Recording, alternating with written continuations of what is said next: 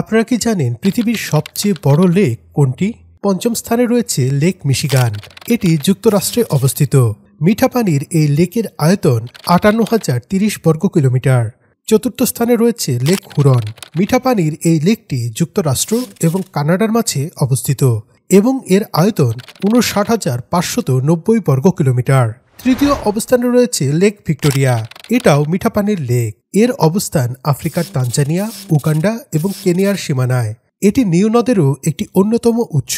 এর আয়তন ৫৯,৯৪০ বর্গ কিলোমিটার।